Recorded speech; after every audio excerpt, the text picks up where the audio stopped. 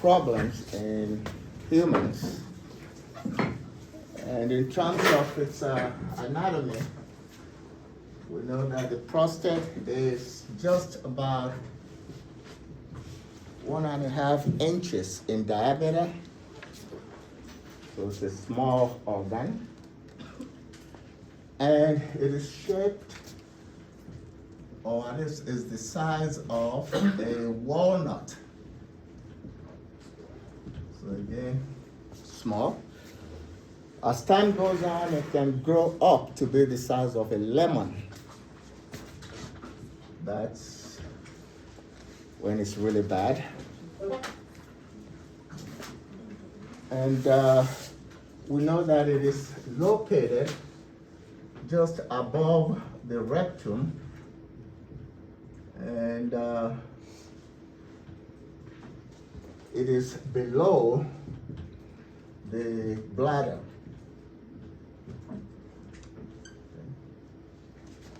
That position above the rectum helps with diagnosis, as we shall find out later, in terms of prostate cancer. Okay. So if you look at the shape, it looks a little bit like the heart. So it has some lobes, if you will. Anatomically, it has 5 lobes. Okay. Because you have the anterior, the posterior, then you have the 2 lateral lobes, 2 to the side, and then you have the median lobe. So it has 5 lobes anatomically. But clinically, when we are discussing prostate cancer, we just look at it as having 2 lobes, the right and the left. So, anatomically you'll see 5, but clinically we just think of right and left lobes of the prostate.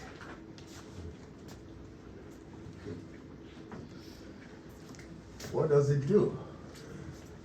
In terms of its functions, the prostate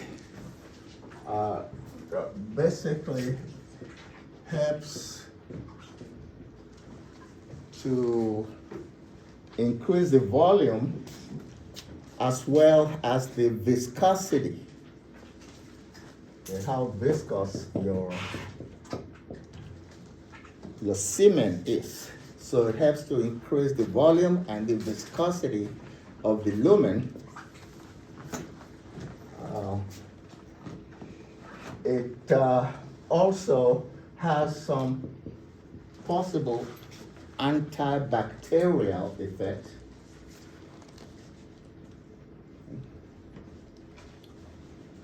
And we know that it produces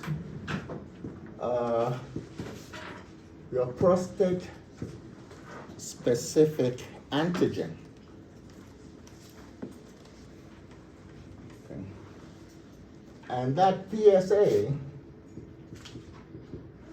is actually a type of glycoprotein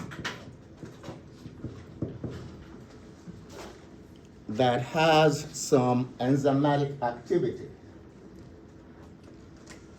So it is a serine protease.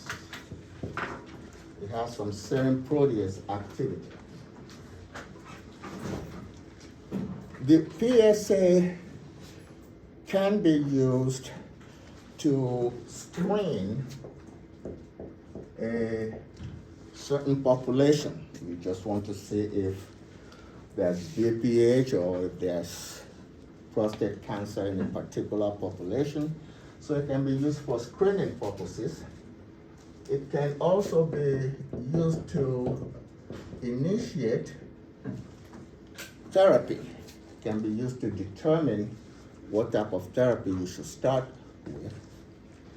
And it can also help in monitoring therapy to see the progression or the progress of the patient,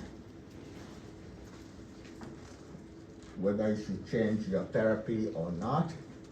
And then it can be used for diagnosis. Its use in diagnosis is not quite specific, so it's not too dependable.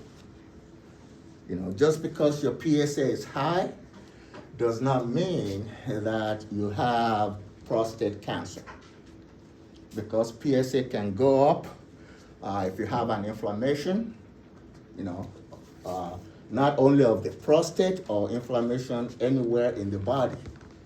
PSA can go up. PSA can go up if all you have is just the BPH, so it can go up. PSA can go up if you have an infection within the prostate gland.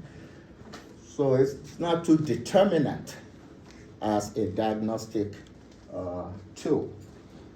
We used to say that if your PSA is about 0 to 4 nanograms per mil, that's normal. And that if it's between 4 and 10, you probably have BPH. And if it's greater than 10, then it must be cancer. That, to a certain extent, still holds true, except for the fact that we now know that whether your PSA is normal or not depends on your age. So it is age related. Okay. For instance, if your PSA is 0 to 2.5, that is nanograms per mil, and you are between 40 and 50 years old, that's normal for you. If it's between 2.5 and 3.5, and you're 50 to 60 years of age, that's normal. And if you're like 70 to 80, it can be anywhere from 4.5 to 6.5 nanograms per mil. So a 6.5 PSA in a 75-year-old person is still normal. Okay? So that's with the PSA.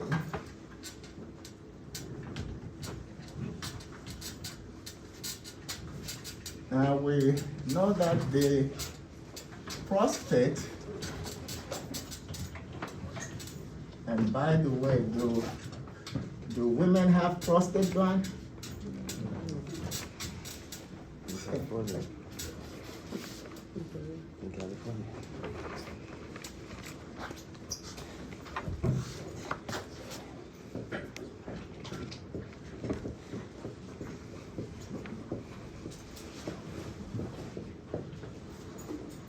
That's the woman's prostate gland.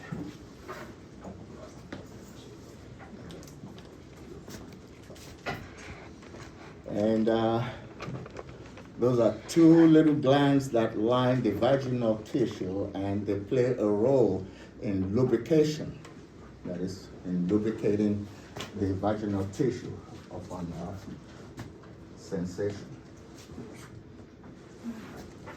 But fortunately for women, it has not been implicated in any cancerous situation.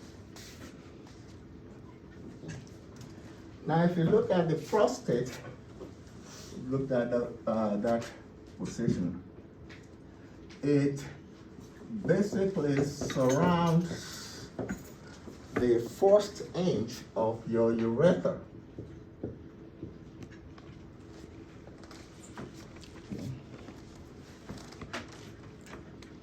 And that fact will come into play when we look at the clinical presentation.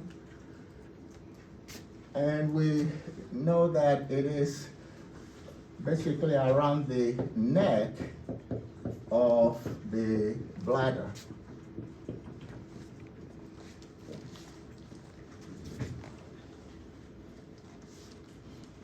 The semen, of course, does not start from the prostate gland. Okay? So when you ejaculate, of course, you don't start from the prostate gland. It starts from the testis. Okay?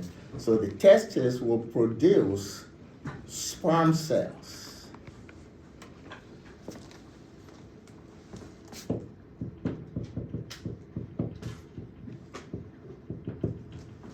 The sperm cells that are produced by the testis will go to the epididymis, which is like a tissue covering the testis, and that's where they will grow and mature and learn how to swim.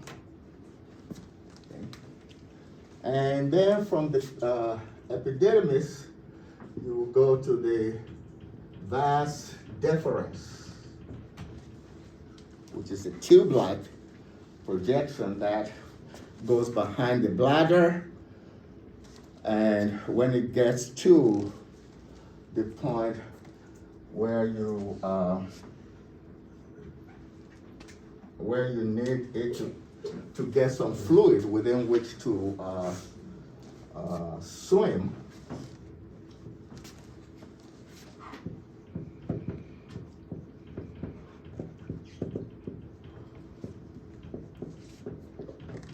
it will form like an ejaculation duct. Okay.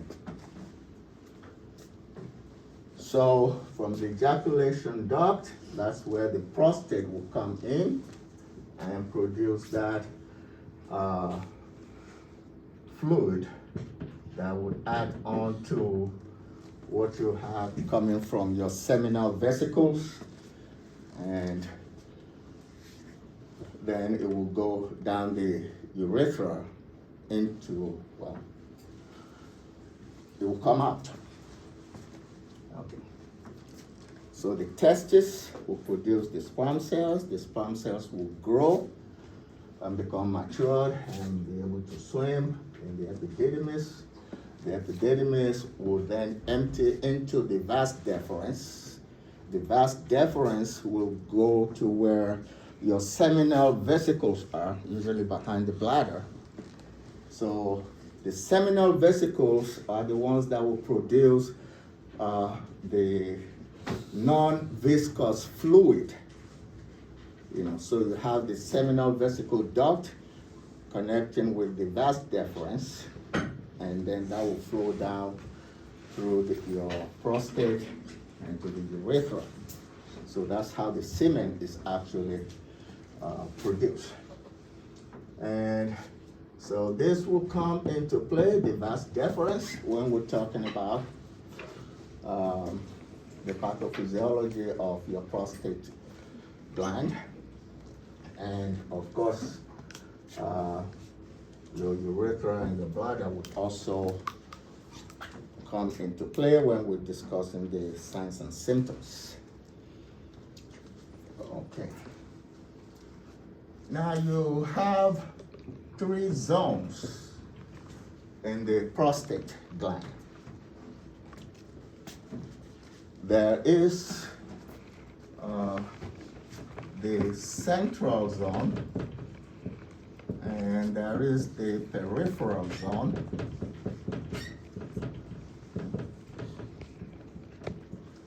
And then, of course, you have what is called the transitional zone. The transitional zone is the innermost. In other words, that's the one that's closest to your urethra. So it's the innermost, and the peripheral is the outermost zone. 98% of your cancer tissues or cancer, prostate cancer will develop in this zone, in the peripheral zone. Okay.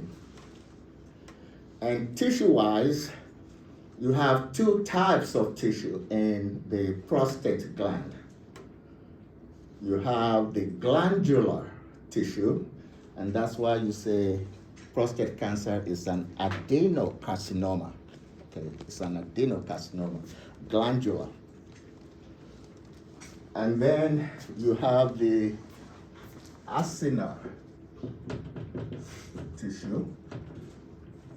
And then some would say you have a little bit of connective tissue. And if the cancer arises from the connective tissue, you call it what? A sarcoma. Okay. Remember we talked about the difference between the words sarcoma versus carcinoma. So if you say sarcoma, then it means it arises from a connective tissue. So when you have a sarcoma of the cancer of the prostate, is a malignant tumor that is most often found in people who are less than 40 years of age. So you don't see that sarcoma in 50 and above people, but men can develop sarcoma of the prostate at even lower than 40 years of age. So you have glandular tissue, you have acinar, and you have some connective tissues. Of course, most of your prostate cancer will be related to the glandular tissue. So if you're talking about the zones, it will be mostly in the peripheral. If you're talking about the tissues, it will be mostly glandular tissue. That's where you'll find your prostate cancer.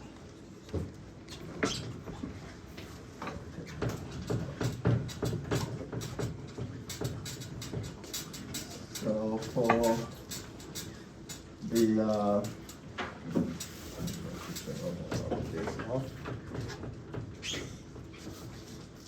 the incidence of prostate cancer.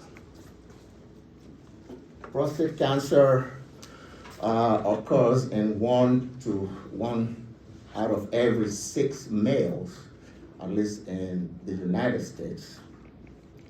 Most common, of course, in the African American male. Some have related that to the high concentration of testosterone in African American males.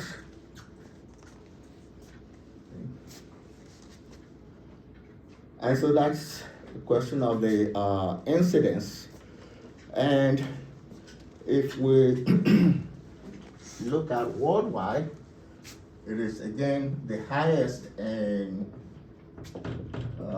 blacks compared to whites, and then on down to Asians. Asians tend to have the least amount of prostate cancer incidence, particularly Japanese people. They tend to have the least worldwide. Okay. What causes prostate cancer? That is, what's the etiology? We don't know. So that will be not known in terms of the exact etiology of prostate cancer. However, we do know that certain things would increase your risk of getting prostate cancer. So what are some risk factors?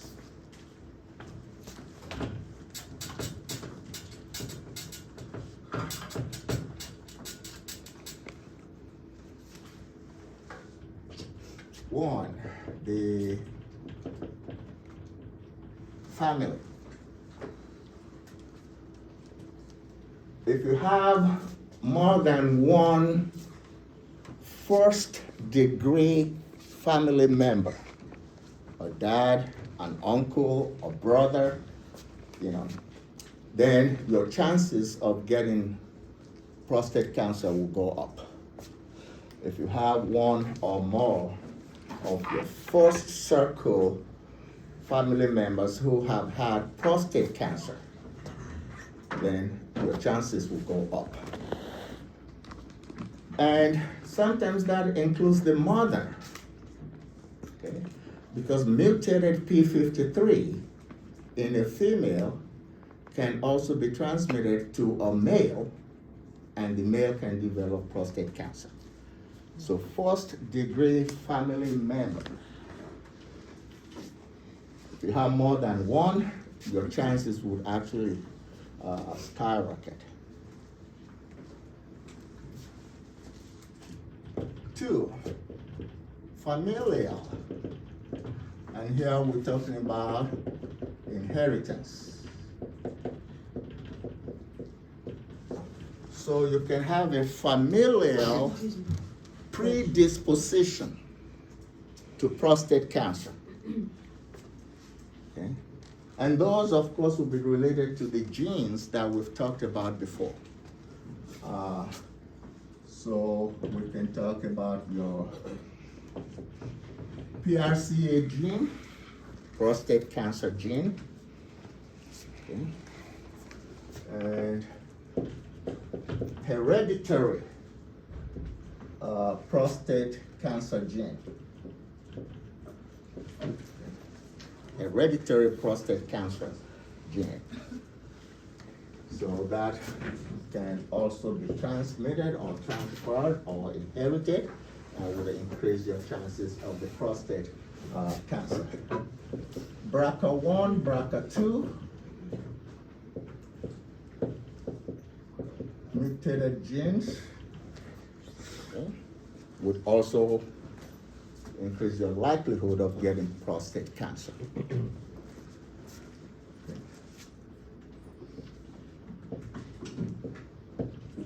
There's a particular gene that is called E-cadherin. Okay. That can also increase your chances of getting cancer if you produce it, for instance, at a low rate. Okay. It is a type of suppressor gene. And so if you have less of the suppressor gene, then you're more likely to get the cancer. Okay. And it is actually a type of transmembrane glycoprotein that is involved in tissue-to-tissue adhesion. That's what your E-cadherin does. It's a glycoprotein that plays a role in cell-to-cell adhesion. So if that is low, then it's very easy for the cancer to go between cells and grow. And there's another one called Chi, Chi1. Chi1 stands for Kangay. That's the name. It's Kangay gene. And this is also a suppressor gene. Okay?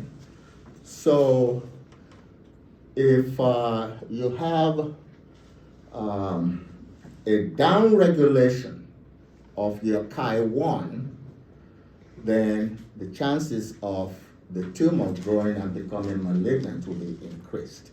So essentially it's a suppressor type gene also. All right. So all of those can increase the chances. Doctor, the PRCA was the stand for what? PRCA?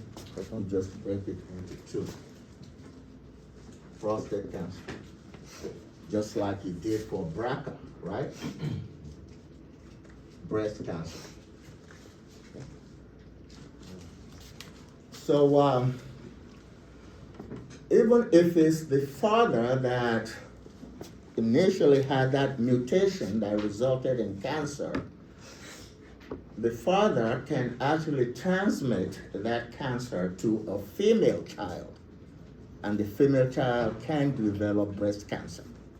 Okay, because you're talking about again about that P53 gene. Okay. So all of those, we can see an increase in the incidence of cancer. So those are familial sources of factors that can increase the risk of prostate cancer. We know that testosterone is a necessary factor in prostate cancer development. Okay?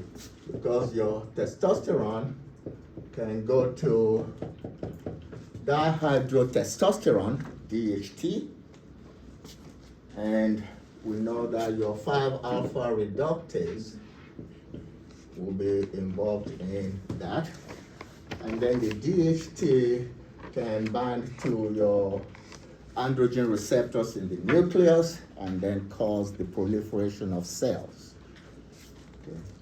So just like we looked at estrogen in breast cancer, testosterone can be regarded as a promoter of prostate cancer. If you change your diet and you increase testosterone content, you increase your chances of getting prostate cancer. If we look at your saturated fat, okay. Saturated fat tends to increase the risk of your prostate cancer. If you have a high level of insulin-like growth factor, insulin-like growth factor also increases the risk of your prostate cancer development. If you undergo vasectomy, vasectomy increases the risk of breast cancer. On the other side, opiectomy tends to decrease your risk of prostate cancer. Okay. Vasectomy will mean the removal or blockade of the vas deferens. Well, I rubbed it off.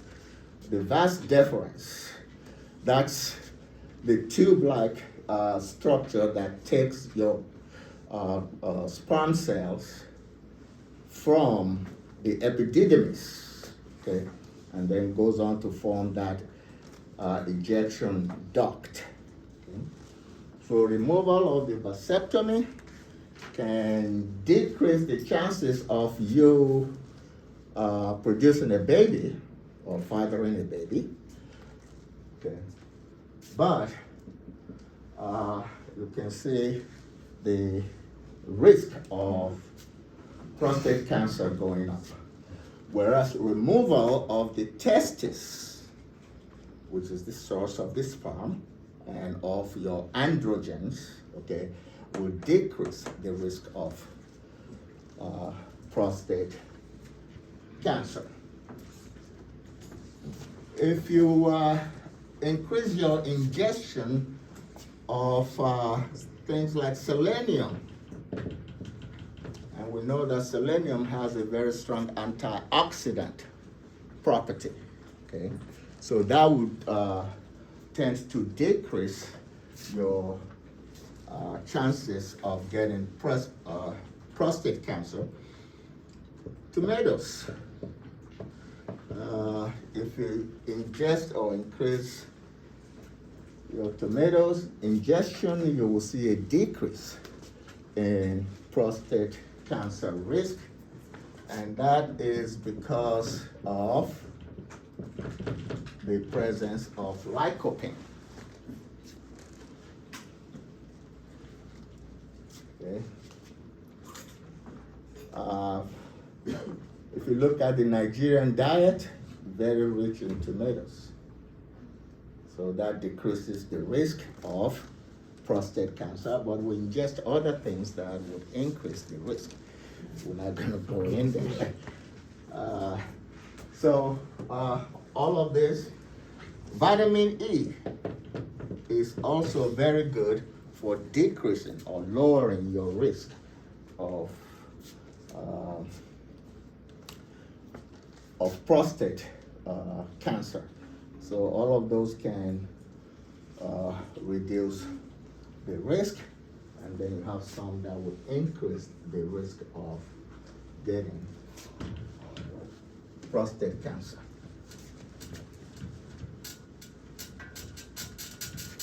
Okay. So you don't know the exact cause, but you know some things that can increase or decrease the risk.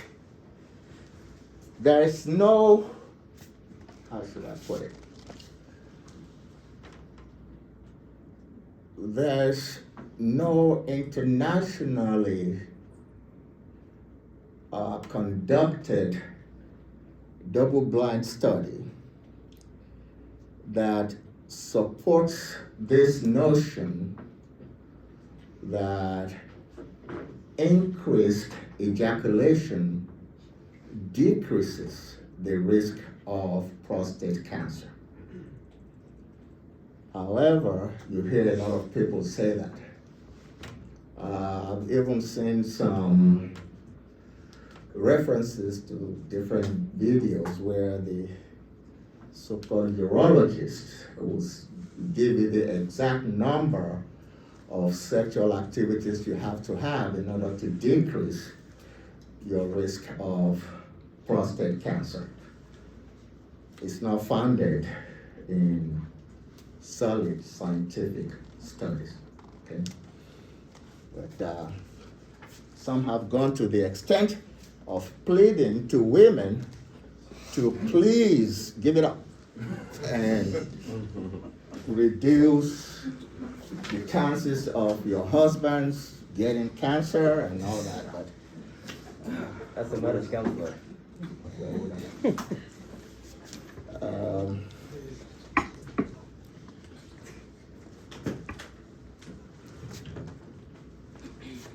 Here's another thing. Sugar. It is believed that if you reduce your ingestion of especially refined sugar, you can actually decrease the chances of your getting prostate cancer. That makes some sense scientifically because those cancer cells require energy to proliferate.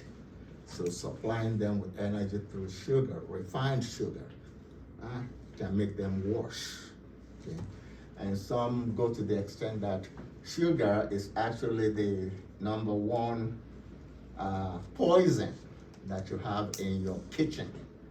So reduce or limit the ingestion of refined sugar. There's something they call sour sap.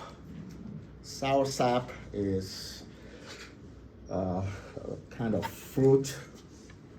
You know, it's white on the inside, and people say if you make a milkshake of sour sap and you ingest that twice a day, along with black-eyed peas, you can actually not only reduce your chances of getting prostate cancer, but eliminate an existing prostate cancer tissue. Okay, so that is also out there. Pumpkin seeds, that's proven, that's a given, that can reduce your risk of prostate cancer. Saw palmetto can also reduce the risk of prostate cancer because saw palmetto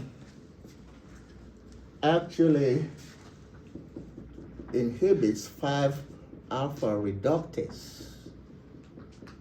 So it helps very much in BPH, but at the early stages, it can also reduce your risk of having that malignant cancer. All right.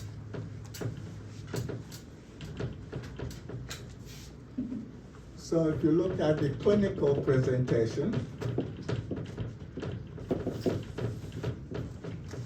we know that prostate cancer is a slow-growing tumor.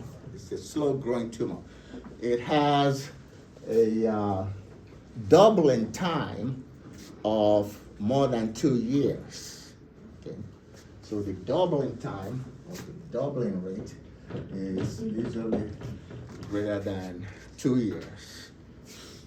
Okay, so it's slow-growing.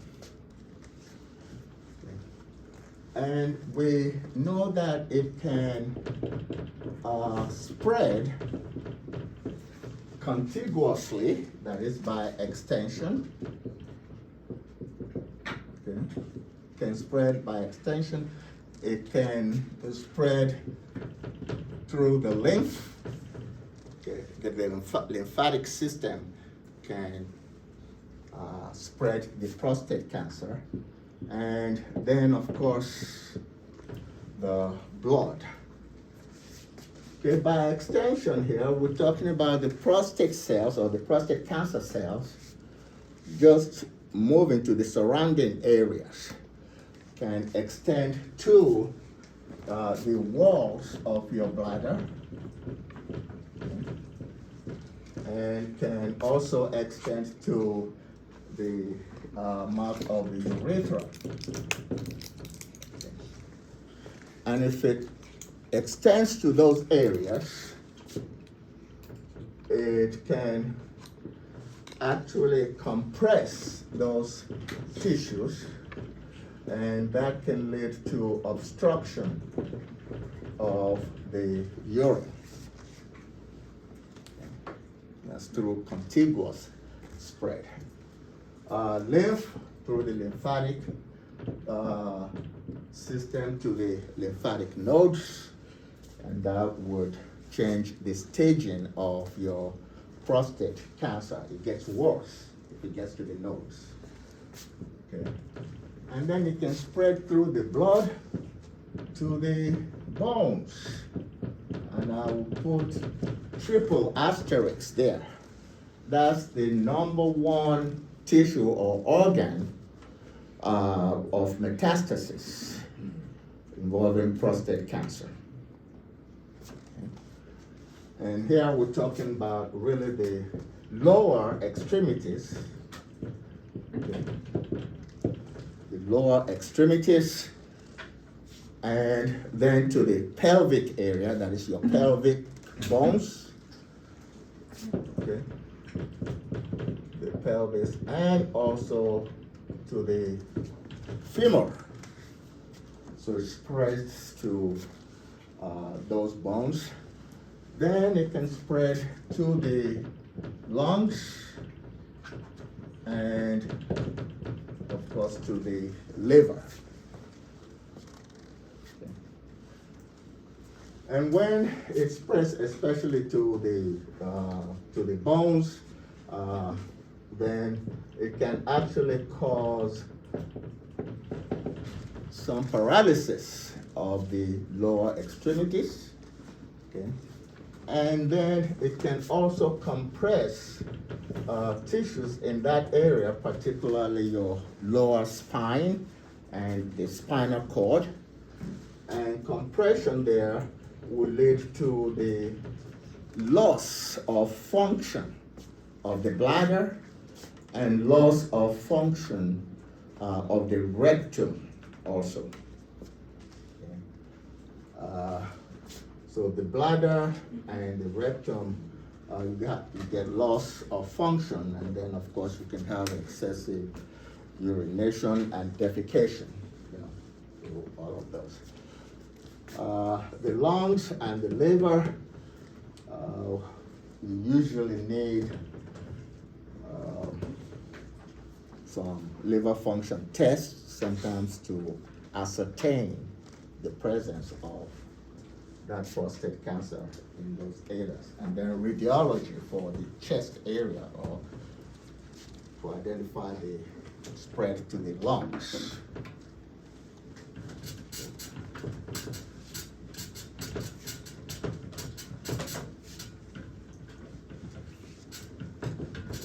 And just like we mentioned under breast cancer, you have some different types of prostate cancer that people may not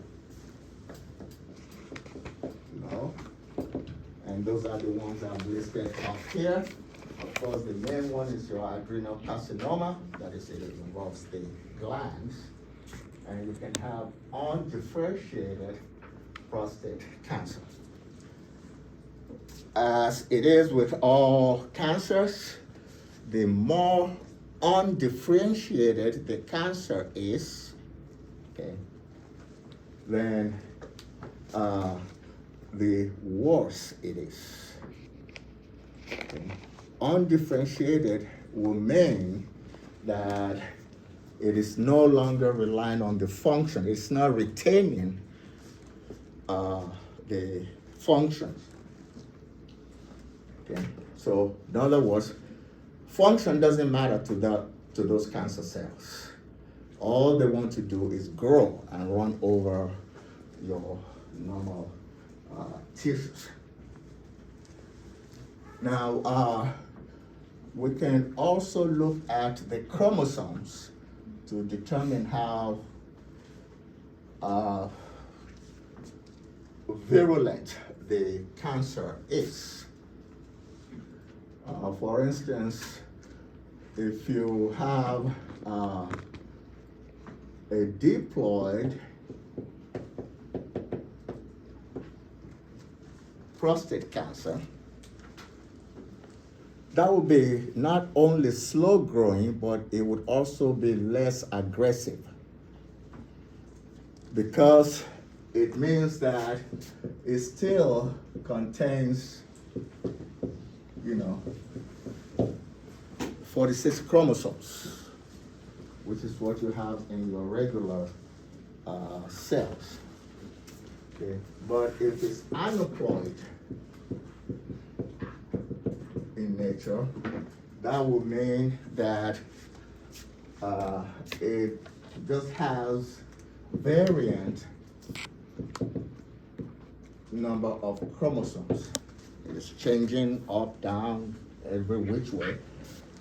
And in that situation, it will mean that it is very virulent, okay, that is very aggressive type of prostate cancer. Okay. Now, in terms of differentiation,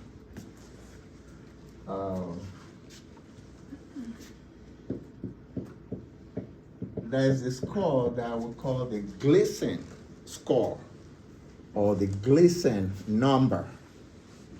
Okay.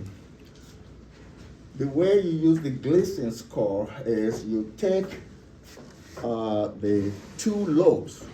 Remember I said for clinical purposes, you just look at the prostate as two lobes instead of the anatomical 5 lobes.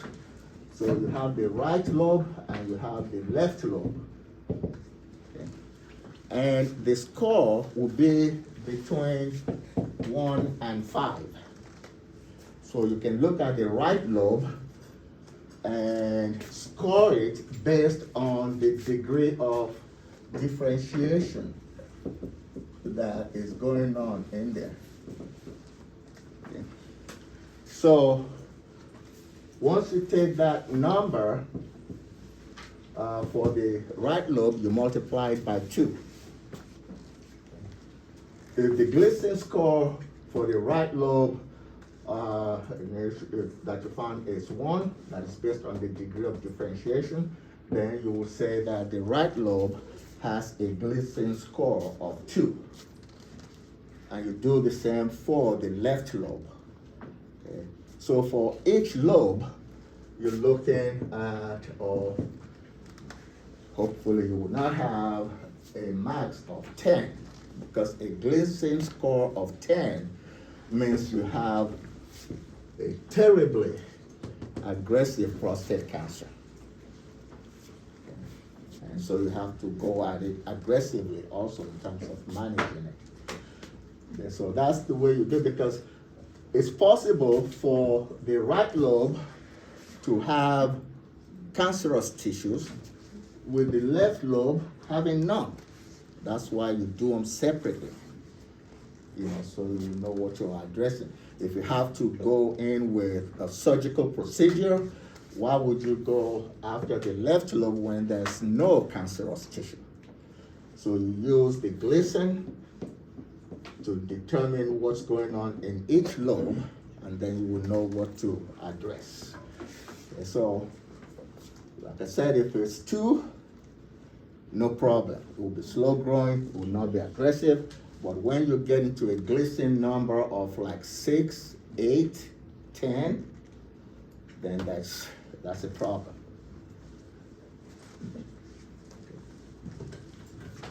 So those are the different types and how you can differentiate them.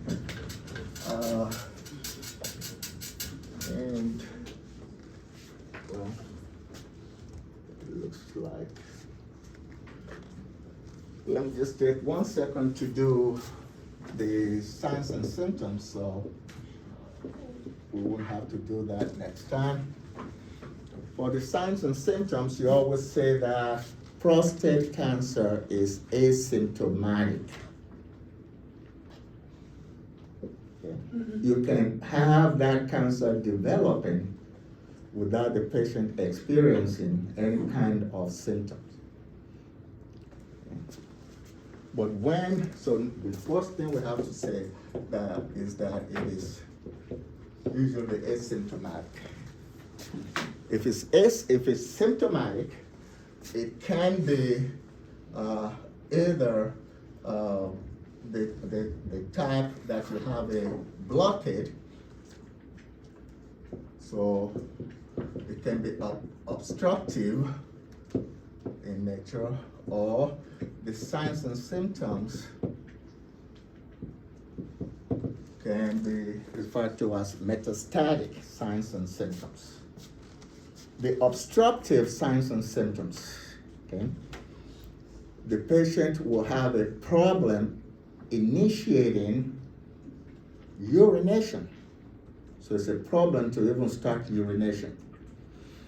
Even if they do, urination can be painful, that is dysuria. Okay? Then the stream can be bifurcated.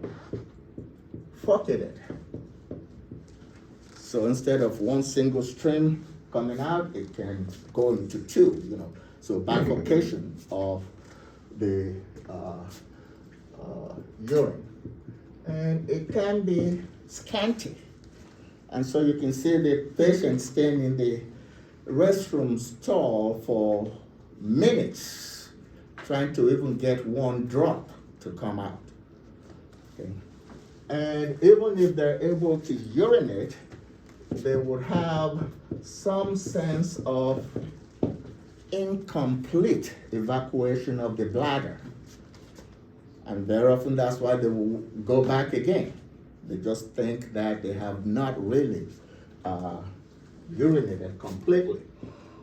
Okay, and then you have what we call FUN, even though it's no fun.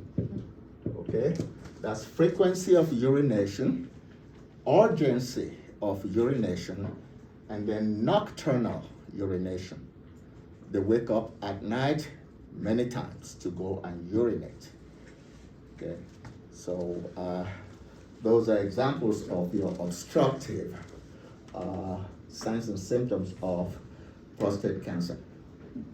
For the metastatic signs and symptoms, you usually have a weakness of the lower extremities. A weakness of the lower extremities. It can be associated with pain also. And then you can have a paralysis of those extremities. Impotence can be a sign or symptom of prostate cancer. Incomplete or not being able to have a full erection can be a sign or symptom of prostate cancer. And so you say ED, erectile dysfunction should not be looked at as a disease entity by itself. ED is usually suggestive of a bigger problem. Okay, it can be vascular in nature, which means you'll be looking at hypertension. It can be because of metastatic signs and symptoms of prostate cancer. Okay, so one should not look at ED like a separate entity. Sometimes it is telling the body that there's a problem with the cardiovascular system, the heart itself. So ED can be signifying something bigger. And then, of course, we mentioned paralysis that can occur, with your prostate cancer. And you can have loss of function of the bladder, loss of function of the bowel. Those can be present with your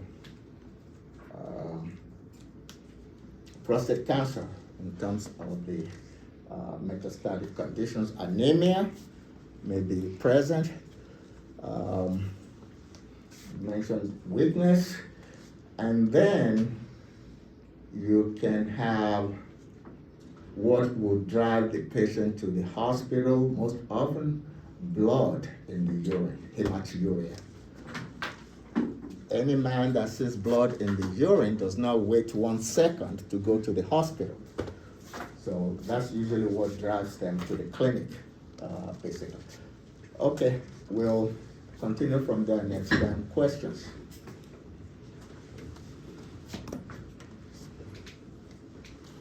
Okay.